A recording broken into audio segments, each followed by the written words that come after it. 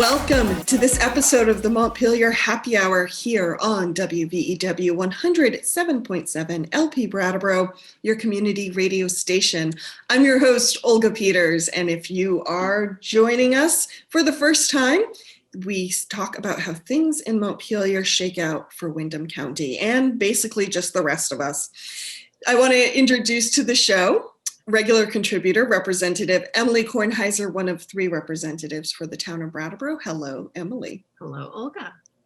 And also for the first time on the show, Deb Brighton. She is one of the members of the Vermont Tax Commission who just earlier, mid-month actually, submitted their draft report of the Vermont Tax Structure Commission to the legislature. And in it is a number of recommendations for how to overhaul Vermont's taxing system, kind of with the goal to develop long-term recommendations to help make the state overall tax system more fair, more sustainable, and simpler. I bet a lot of people would appreciate that. Some of the recommendations, I just pulled a few that jumped out at me. Restructuring the homestead education tax, broadening the sales tax, analyzing with the goal to eliminate certain tax burdens and the benefits cliff, and then utilize tax policy to address climate change. So that's just a handful of the recommendations in this report. And I have to say, Deb, I'm really excited for today's conversation. So thank you for joining us. Thanks for having me. And we understand that there were certain chapters in the report that you worked on, so we will probably stick to those chapters more than some of the other areas of the report. But before we get started, I want to pose a question to Emily first, and then Deb, if you could follow up on this. I'm curious, why did Vermont need this report? And why now? So why does it matter, basically? Always a good question for a reporter to start with. Why does it matter? So one of the things that we've talked about over the last years, even on this show, is the challenge within the legislative committee structure and within sort of the 2-year biennium election cycle of thinking broadly and of thinking sort of across area and of doing the kind of, I guess we could call it strategic planning, that really helps us see visions for the future.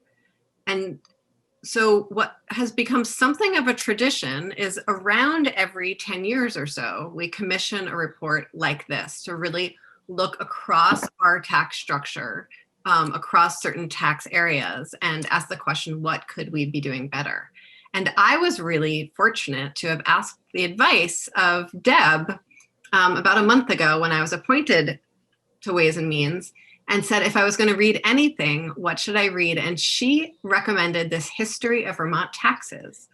That was actually incredibly interesting, and happy to post the link in comments later if anyone else is interested in reading it. It was fairly quick, but really helped me see that, as with most wicked problems, as they call them in the public administration field, the issues that we're grappling with in tax policy are issues that we grapple with decade after decade after decade. And you can see sort of the threads of so much that was discussed in this draft tax structure commission in what was essentially tax structure commissions from 100 years ago. And there's something both comforting about that and a tad depressing, but just to know that there is no perfect tax structure. We're always balancing these really 3 key forces when we're looking at good tax structures. And I think Deb will definitely probably hit on that piece of their work. So I'll save that for her. But it's really just to continue to be looking broadly and far out, which is something that is hard to do within the committee biennium bill structure. So. Thank you. Yeah, Deb, love to hear about, why this report matters. Well, I would say that's exactly right about why we take a look at these things every 10 years. And it's not just the legislature that has a hard time because of the 2-year time frame stuff. Anybody working with taxes is working with one tax, and you're just right in the middle of that one tax. And for me, I have been at the education tax for a long time, and it was sort of an opportunity. We're looking at the structure, not just the individual taxes, and it was an opportunity to try to see how they all fit together. And whether we have these principles like it should track ability to pay, but do they when you layer them all together? How do we know? How do we measure? And so it was, for me, it was an opportunity to do that when I had been so focused on one particular tax all along. And I think the commission report is, so it does two things, and it looks at that structure, but it also looks at the individual taxes. And Graham Kleppner, one of the commissioners, made this sort of geometrical description of what we did. And that is that there are 3 main taxes, and those are like verticals. And you can tax on income, you can tax on property, you can tax consumption. Those are 3 main categories of taxes. And so we had those, but we also worried about the horizontals, the things that cut across them, that tied them together. And there were sort of 2 categories of the horizontals. One would be things, trends, things that are happening to society, changes outside of the tax structure that will affect the tax structure. And so those are things like demographic change, technological changes, climate change. And then there was the attempt to look at horizontally the entire structure and how it reflected certain principles. Like the ability to pay, is it competitive with other states? Is it sustainable? Is it fair, basically? And so this particular commission, the one 10 years ago, had minority report. There were 3 members and they had a minority report. And some of our listeners might not know what a minority report. Well, okay. they're going to think it's the Tom Cruise movie is probably what they'll think. oh, it's kind of boring then. So they didn't all agree, basically. 2 members made some recommendations and the 3rd member disagreed. And so this most recent commission decided from the very first day that this was going to be consensus. And if we couldn't agree on something, we couldn't recommend it. So in a sense, I think it's a stronger report in that, we've gotten people to agree. And the members are appointed by one by the governor, one by the president pro tem of the Senate, and one by the Speaker of the House. So that, we came from we're appointed from different points of view. We had different points of view. And then we happen to have Graham Kleppner, who's in retail. He's a CFO, I guess, of Danforth Pewter. And he got the Terry Eric Award from the Vermont Businesses for Social Responsibility. And then another person is Steve Trenholm. He's a CPA. He has a Master's of Science in Taxation. And he does a lot of tax works for clients, corporate as well as individual. So he was really the income tax person. I remember when he introduced himself, he described himself as he does tax for high wealth individuals, which is always it's just a phrase that always sticks out for me. I love the euphemism of it. So yes. That surprised me too. Yeah. Did he say high wealth or high net worth? Oh, maybe he said high net worth. I think it was high net worth. He said high net worth. Yes. Yeah. Because so he just recently started that. He used to work for Gallagher Flynn, okay, and then now he's gone into this private thing that is involving the high net worth. High net worth. But anyway, that's good because that's a field I don't know anything about. No experience there. But anyway, so we each took our vertical, and my vertical was the education, traditionally the property taxes. Mm-hmm. And was there anything, I know that you have been working with taxes for a very long time, but in this deep dive, what stood out for you? Did you learn anything new? Did anything surprise you? Or did you see our taxing structure in a new way? It's a great question. I think the biggest learning curve for me on this was we say that we want to tax based on the ability to pay. And everybody agrees. But how do you measure the ability to pay?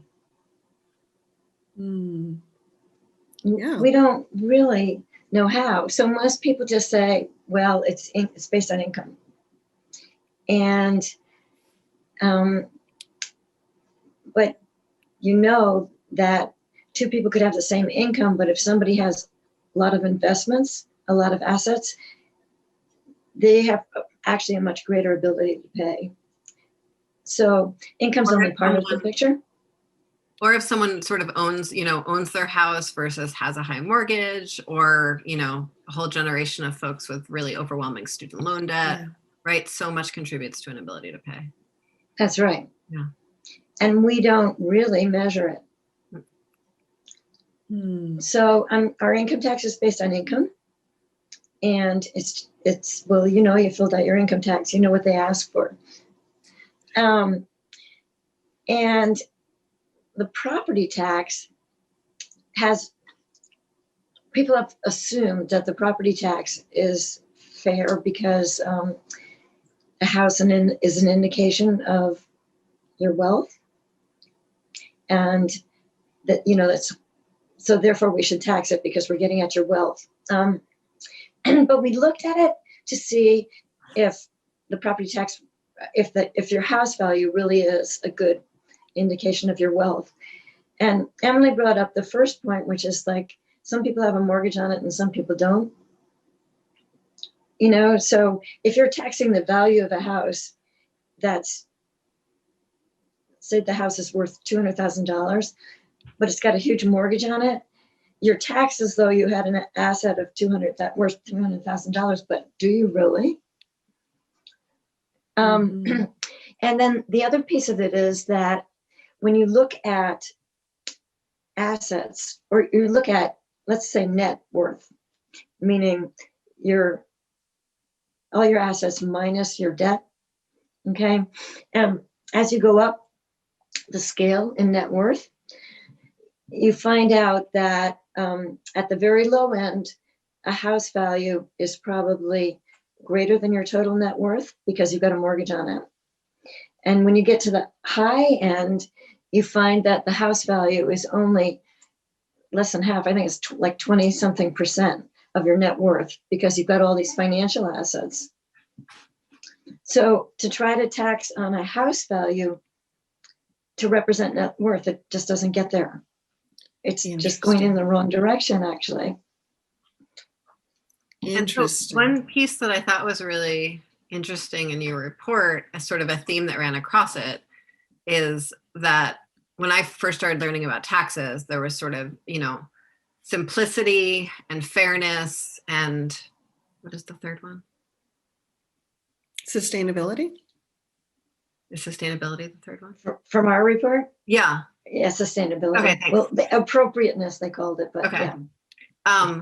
And I have always been thinking about it in terms of sort of each individual category of tax, but the idea that this is something that could be sort of balanced over the whole span of someone's financial existence or over the whole state, and that things sort of have more of a chance to balance out, was really interesting to me, because it's really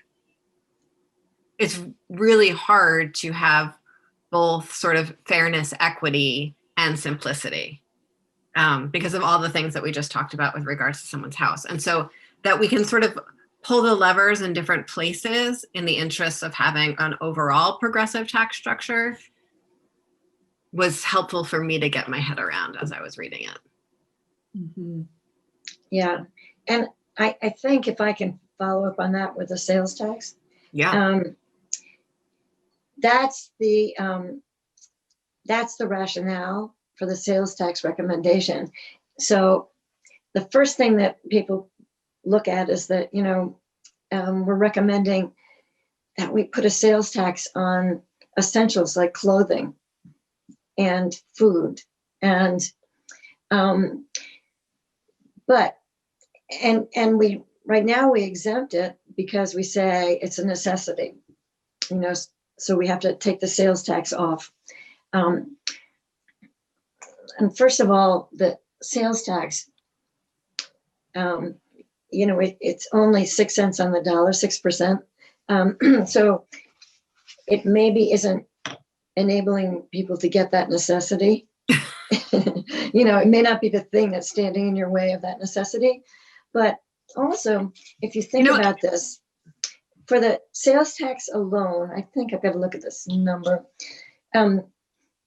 So the 40% of us, the 40% of us with the lower incomes are now spending $35 million on exempt items from the sales tax.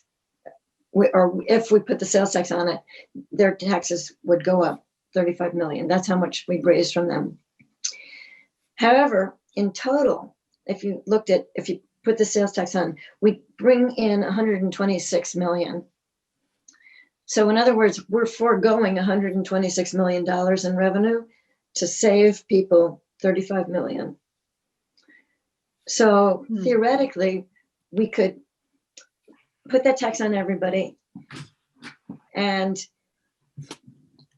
give 35 million back to the 40% of us so that they're not paying any more, and then have like 85 million left over to lower the tax rate. One of the piece that I was really, the idea that we sort of expand the base in order to lower the rate, I think is really compelling for a few reasons. One, we're down here in Brattleboro, Olga and I, and we're at the corner of Massachusetts and New Hampshire. So there's sort of fairly constant conversations about sales tax, and I think probably more than in the middle of the state. No tax, New Hampshire. That's all we hear whenever taxes are mentioned in our community. It's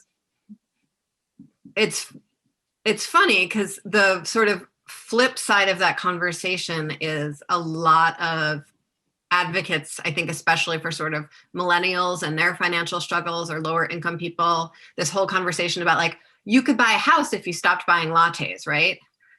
Which isn't true. I think we all know that's not actually how savings works, right? But the sort of other side of that is the sales tax, the small percentage of sales tax is not what is standing between a lower income person and their ability to buy groceries. There's a lot more structural stuff that's, sort of standing in their way. Mm-hmm. Now, just Emily and Deb, for the sake of our listeners, I wanted to check the recommendation with the sales tax was that we would expand the number of things it was applied to. But did the rate go back lower from like 6% to 3% or something? Right. And on the flip side, could people get more back at the end of the year in taxes? Did that go up somehow? So like what you said, things are balancing out so that lower income people would still receive money even if that tax was going up. Right. So the way, basically, the way that this was modeled isn't necessarily what the legislature will do, but it's essentially saying we could expand the base, make sure that people making less than median or whatever don't pay any more. so that we essentially give them credits, reduced withholding tax, so that they get it in their paycheck, not rather than at the end of the year. And we still take this extra money and we use it to lower the rate on everybody rather than collect any more. And so about the competition with New Hampshire, it'll still be there, except for Representative Beck said something interesting. I thought that that New Hampshire needs revenue too, and that maybe by reducing the New Hampshire advantage, by reducing that differential, they might just say, what the heck? I thought that was an interesting twist. When we were having a conversation about raising the minimum wage, there was a conversation about maybe if we did it, then New Hampshire would do it too. So it's sort of a similar, because they'd still be able to have, lower wages than us, but they'd feel sort of more comfortable and compelled to raise it. So it's another, we don't need to, one of the other themes that we have in the show is we're probably not going to win a race to the bottom here in Vermont. Yes. And so even if we try, we're just like too far in the middle to win a race to the bottom. So why don't we try at least to move towards a race to the top, and maybe we'll bring some other people along with us when we do that. Mm-hmm. I totally agree. The one of the comments that we got was that we shouldn't be way out there, that we should move to the middle. And my sense is we want to move the middle. Mm-hmm. And we can. Yeah. Mm-hmm. I think that does happen, that, there are a bunch of studies where one county increases their sales tax by a penny, and then the next county feels, oh, good, I can do it too. And they do it. Right. So, yeah, I agree. We don't want to try to win the race at the bottom. Mm-hmm.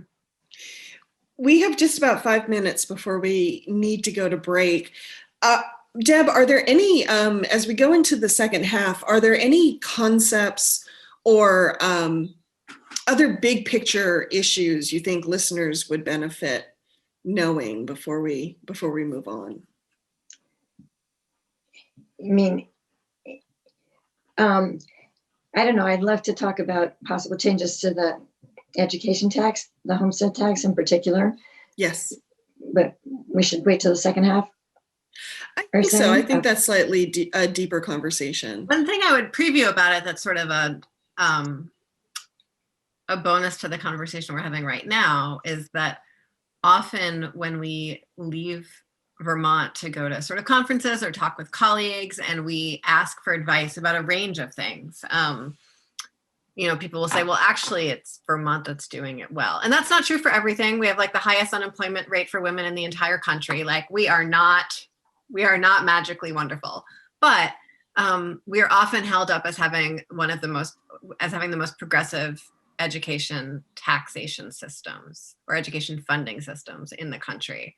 And yet we can still do better. That doesn't mean that we need to stop, because it's very, very complicated right now. And so that's one of the pieces of this, like that we are always continually tinkering to try to make things really work for everyone if we can. I found the same thing going to other states, but I've also found that people will say, well, Vermont can do that because Vermont's a toy state. Toy? What? Toy? Toy. Oh, I love that. What does that mean? And so, first I was sort of insulted, it's sort of, I'm a really small person and I'm always patted on the head, and it sort of felt like toy state, they're doing the same thing. But then I thought, like, what they really mean is that we can try things, we're not big and cumbersome and complicated and clunky, and we just can try things out, and people want to know about them. So we're nimble. Exactly. Nimble, yeah. Mm-hmm. Mm-hmm. We're like well-trained dancers. We can move quickly and with ease. We are gymnasts. Gymnasts are really tiny, right? Yep. I like that. We're the gymnast state. I'm a little lost in the idea that anyone would ever dare to pat you on the head. So I'm going to try to myself on that by like saying it out loud. Totally unacceptable behavior. If anyone is listening, don't pat other people on the head. Yeah, that is actually kind of odd. We don't advocate that on the Montpelier Happy Hour, folks. But while we're on the topic, I will put in a plug for the views and opinions expressed on this show are those of the hosts and the guests and not of the radio station. Thank you. Mm-hmm.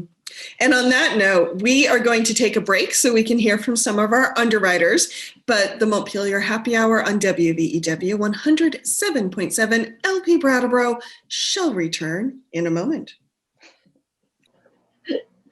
Welcome back to the second half of the Montpelier Happy Hour here on WVEW 107.7 LP Brattleboro, your community radio station. If you are just joining us, I'm your host, Olga Peters, and I have with me regular contributor, Representative Emily Kornheiser, as well as Deb Brighton, who is one of the members of Vermont's Tax Commission. And we are talking about the draft report that they submitted to the legislature in January. And it is a deep dive into not just a single specific tax, but also just the whole structure and some of the principles that either are not being reflected in that tax structure about Vermont. Deb, thank you so much for joining us. If anyone wants to read the report, you can find that on either the House Ways and Means Committee's website, the Senate Finance Committee's website, or I believe the Joint Fiscal Office's website has a special spot for the Tax Structure Commission. Is that right? So they have their own website, the Joint Tax Structure Commission. So you have at least 3 choices where you can find the exact same document. You have 4, because I will put a link to it in our show notes on our website, which is the montpelierhappyhour.captivate.fm. So if you want to read it, it is there. And this is a draft copy. And you could even read the draft copy and the final copy and compare them and see what changed if you really want to have a good time on a Saturday night. If you have a lot of time. A lot of time on a Saturday night. I'm hoping in this second half we can talk a little bit about the education tax. But the other thing I was hoping we could touch on, Deb, and start wherever you feel comfortable. But there's sometimes I come across data that shows how people of different income levels pay different proportions of that income towards certain taxes. And how this blows my mind, but how people in lower income brackets often will pay a higher proportion of their income compared to someone in a higher income bracket. Could you talk to us a little bit about that? Yes, and that's the reason that we actually are looking at the structure as opposed to the individual taxes. The only progressive tax that we have, the only tax that is designed to take a higher proportion of the income from people with higher income is the income tax. And the other state taxes are basically regressive, meaning that they take a higher proportion of the income of people with less income. And so when you put them all together, it's really, you're hoping that the income tax will overcome the regressivity of the others. If you think about, so if we go back to our property tax, if you're paying a property tax based on the value of your house, and you're low, let's say you're not low, you're at $50,000 income and you have a $200,000 house. And so you're paying property tax on that. And then somebody who has a like $200,000 income could probably have a house that's $300,000, but that tax is still a much smaller proportion of their income because their income is so much higher. House is slightly higher value, but their income is much higher. So that's an example of a regressive tax. So some states have a straight property tax like that, and then have a progressive income tax, but it isn't enough to offset that. So their overall structure is regressive. There is a national organization that is ITAP, Institute for Tax and Economic Policy, I think, and they try to measure that for every state. And so they divide the taxpayer population into quintiles, 5 groups with 20% of the people in each, starting with the lowest income 20%, going up to the highest income 20%. And they try to calculate, first of all, they start with the gross income, and then they layer on top of that taxes that are paid. So that brings the income down. And then they add the extra step of looking at the transfers to the low income.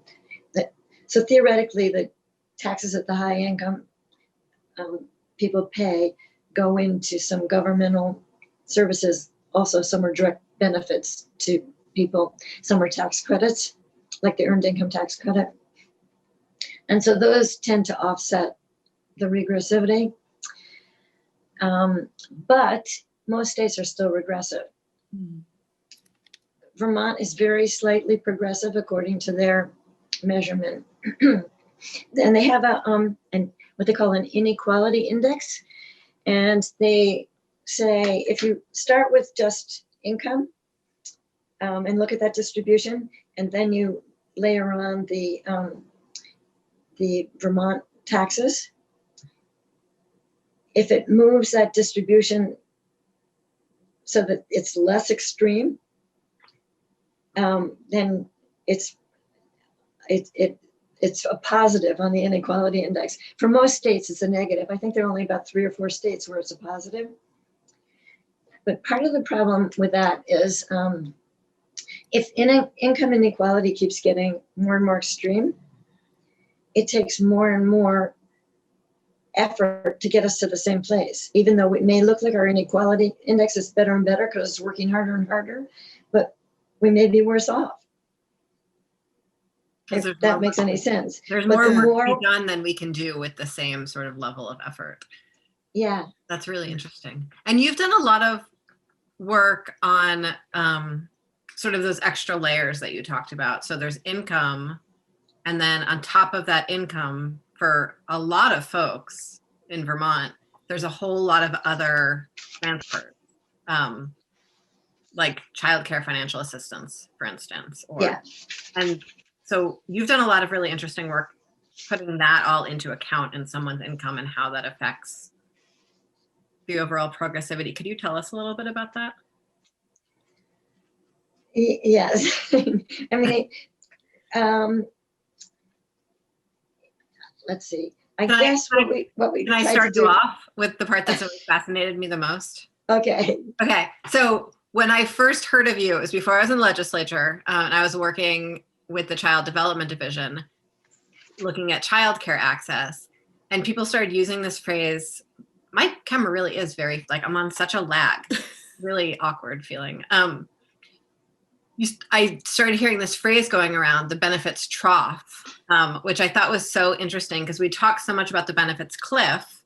And when I was working more in welfare provision and not in childcare benefits provision, it was really, people are getting benefits that there's no way anyone could ever live on in a million years. And then they get a job and the benefits sort of crash out. But it was so terrible while they were getting the benefits anyway that it's sort of like the crash was okay because you could catch up again fairly quickly. But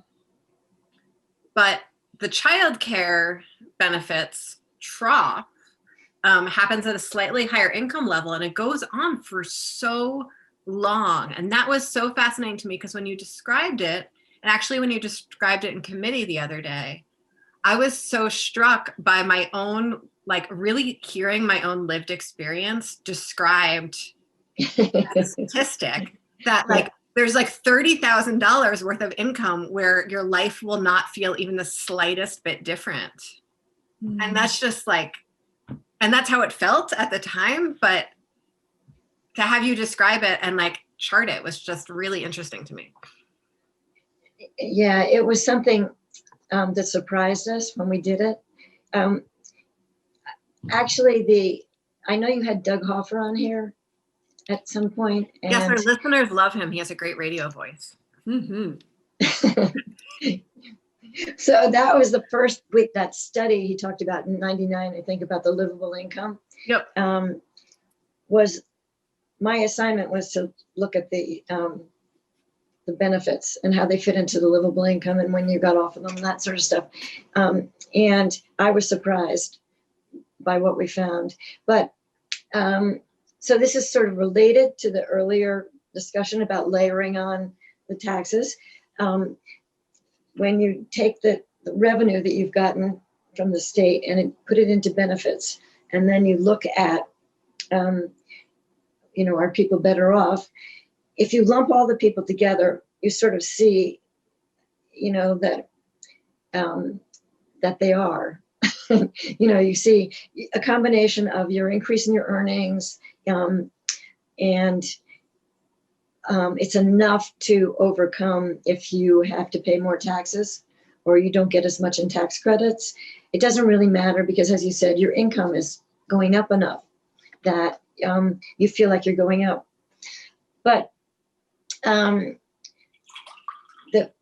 people, when you divide them people up and don't lump them all together, but you look at sort of individual households, as we had for the basic needs budget, we had 6 possible households. We tried to figure out what their basic needs were. So one of those households, well, a bunch of them had children, and the children are all 4 years old and 6 years old, and they don't ever get any older. What a nightmare. So, they need childcare. And one is part-time and one is pretty much full-time. And they, look at a household with either one working adult or 2 working adults. It doesn't much matter. They need childcare. And the cost of childcare is really significant. So when you layer on all of those things, childcare is the one that really makes the difference. But the interesting thing is that all of these different programs were designed individually, and they were designed with the best intentions of putting their money right where the people need it the most, which is somewhere around 100% of federal poverty level and under. And so that's what they all did individually. And then, because they didn't want to have a cliff, they didn't want to say, oh, you're 101% of federal poverty level, you get nothing. They all created an off-ramp, And so if people only get 1 or 2 of those, that's that, and they've got the increase in their income, they do okay. But when you put them all together, particularly with needing childcare assistance, you're not okay. And so, I think if you're a single parent household, I remember that. What's that? Particularly, I think for single parent households, it's the most extreme example I remember. See, and we've recently made a change to childcare, so it's a single family household with 2 kids that's more extreme in, but it's the same for 2 working parents and 2 kids, not quite as extreme. But if you think of it, so when first of all, the different benefits and their off-ramps were all determined independently, not as a unit.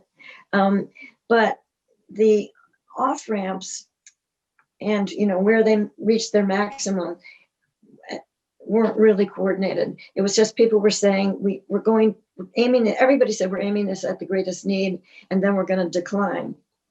And so in that process, everything starts fading out after 100% of federal poverty level. And so so I was looking at the example that we had was a single mom with 2 kids. And so the federal poverty level is around $21,000. And the minimum wage in that year would have brought you $22,000. So somewhere in that range is 100% of federal poverty level, and you're getting kind of the maximum of things. So then if you look at that same family unit between, and say they move between 30,000 and 32,500 in income. So that's around 150% of federal poverty level. It's on the downslope for about everything. So let's say they got $1 raise in there. For every $1 of raise that they got, they'd lose 16 to 24 cents in food stamps and SNAP benefits, 28 cents in the EIT, earned income tax credit, 30 cents in childcare subsidy, 8 cents in payroll tax that they'd have to pay. And then there are all these other things like fuel assistance, and you have to pay more income taxes, and you lose more renter rebate. So you're actually going backwards. And you keep going backwards. You don't even get to the same point until you're about at $60,000 in income. And that's that long, long time where and if you think about how much more responsibility and how hard you have to work to increase your income that much, and then have nothing more in your pocket, it's devastating. And so I want to really highlight a few points from here. One is that unless we're able to look across the entire structure of different family units, different financial quintiles, different arrangements of people in those quintiles, and the combination of both income and taxation and benefits, unless we're able to do that structurally, and we have spaces like the Tax Structure Commission and studies to do that, we won't see that happening. And right. We have such, one of my key values as a legislator, and something we talk about a lot on this show, is how important and powerful it is to be able to see yourself in the data, right? To be able to see that your life story, your life history, your community experience is something that's available to government to make decisions with, right? And so this is such an amazing example to me of both the power of being able to look across a problem and an opportunity for us to really see ourselves in things, and something that taxes can go a long way, tax structure can go a long way to fixing, but also we'll need to be bringing in other conversations in other sort of state agencies and other legislative committees. So I just want to sort of really frame the incredible opportunity that there is when we have conversations like this. Thank you, Emily. Yeah. I want to shift to the education tax, because I believe one of the recommendations of the report is to restructure the homestead education tax from a property to an income tax. Well, yeah. It's called a property tax now, but it's a combination of a property tax and an income tax, and so it almost is the worst of both. But really, the biggest problem that we found when we listened to all sorts of people give us so many comments about the education tax, it was hard to even organize them. But when we finally did, we realized that the biggest problem was complexity of our current system, that nobody really understood what they were going to have to pay if they voted in the school budget. They didn't understand why it went up or down. They didn't really understand that they were for most people, they were actually paying on income, but they paid on property in the first year, and they got an adjustment in the second year for what they should have paid on the first year. So it was really confusing. Then also you had the two systems. Property tax is traditionally administered locally by local listers, and then income taxes by the state tax department. They have different people working on it, different rules, different confidentiality requirements. So we're sort of running, not only were we running two systems, but we had to try to make them work together with their different calendars and their different rules. So it was really complex. And so we decided, first we were looking for simplicity. We decided we wanted to have it be a direct tax, not have it, half in 1 year and half in the next year. And we wanted it to be one tax, not two taxes, property and income. And then we decided, because of what we talked about before, about is the value of your house a good indication of your ability to pay, we decided that the tax we would use would be income tax, because that was better. So we've sort of thrown out that adjustment 2-year process. And basically, for homeowners, for residents, your school tax would just be a percentage of your income. And that rate, the rate is voted in by your school district. So at school meeting, the school board would say, this is our total budget. We divide it by pupils. Our per pupil spending is going to be $18,000. We compare that to the state yield, and it comes up with a rate, and that's 2.5% of your income. So everybody's going to pay 2.5% of your income.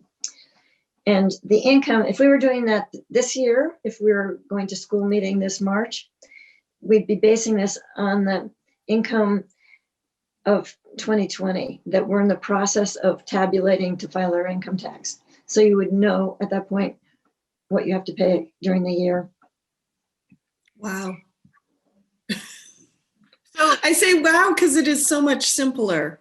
Yeah. Than it feels like it is now. I don't know if that's your response, Emily. In some ways, yes. I think in some ways the way it is now is often explained in a more complicated way than needs to be explained. And so it further perpetuates people's sense that it's a profoundly confusing system. There's that.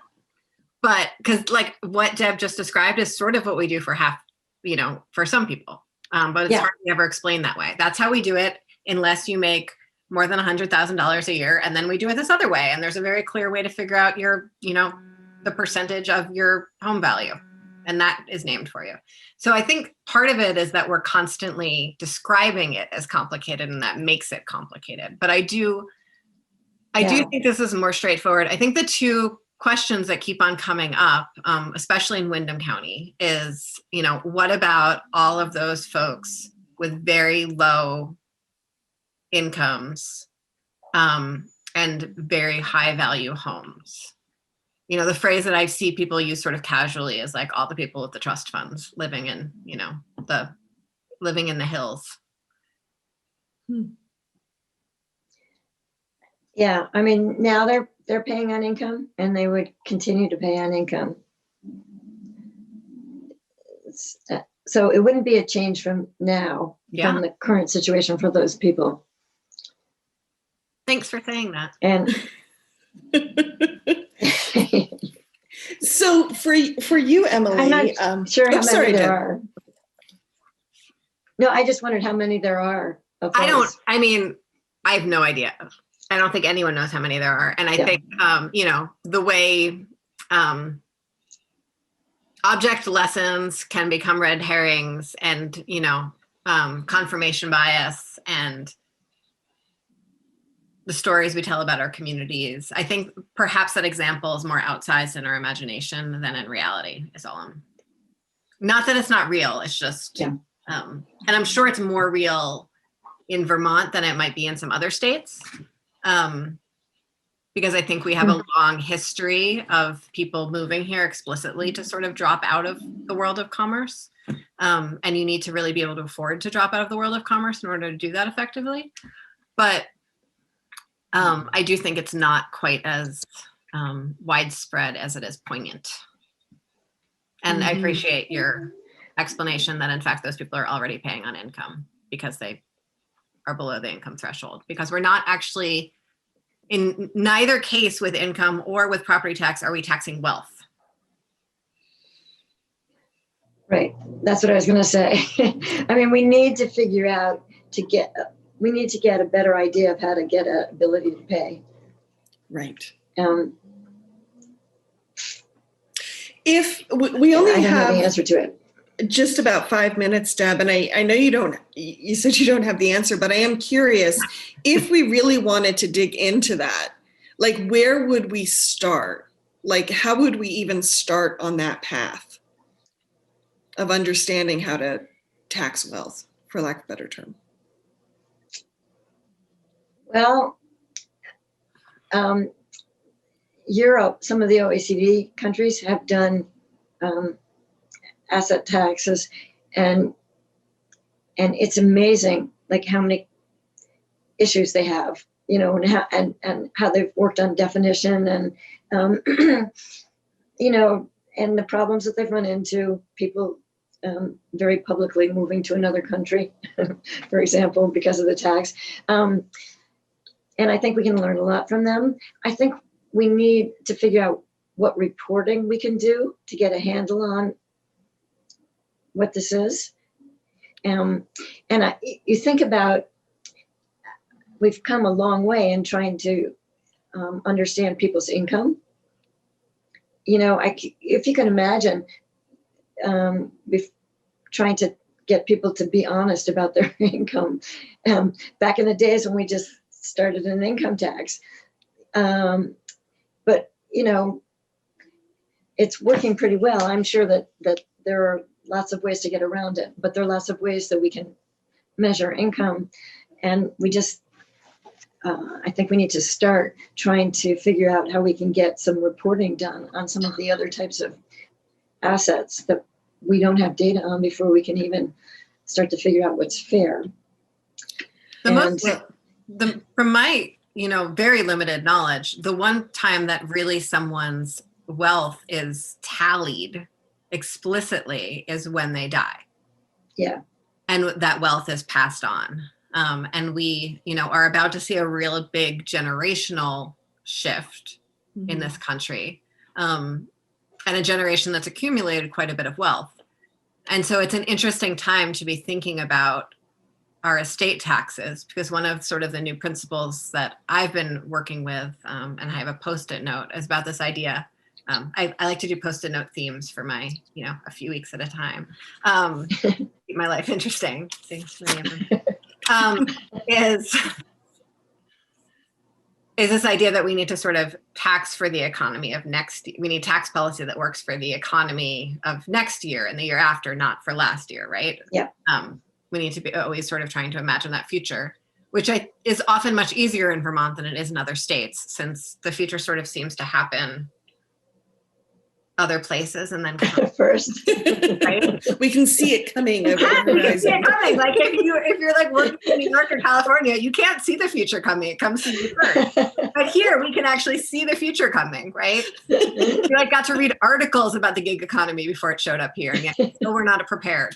So I think that's a real opportunity for us, sort of looking into the future of how to measure wealth in a realer way, especially really extreme wealth. Thank you. We are out of time, and I know Emily needs to get to another meeting. So I just want to quickly close the show with a toast. I just want to toast to you, Deb, and your fellow commissioners for the deep dive you took into the structure of the Vermont tax system. And thank you for applying questions like people's ability to pay and really looking at the impacts of taxes and not just the numbers of taxes. So here's to Deb. Thank you very much. So much. Cheers. The Montpelier Happy Hour can be found Friday at 2 p.m. on WVEW, 107.7 LP Brattleboro, your community radio station. You can also find it at the montpelierhappyhour.captivate.fm. And Emily, where can people find you? Folks can find me at emilykornheiser.org, where there are links for my email, my phone number, my address, my Facebook, Twitter, Instagram, or you're welcome to join me every Saturday at 10 a.m. for a community conversation via Zoom. Thank you, everybody, and have a wonderful weekend. Take care.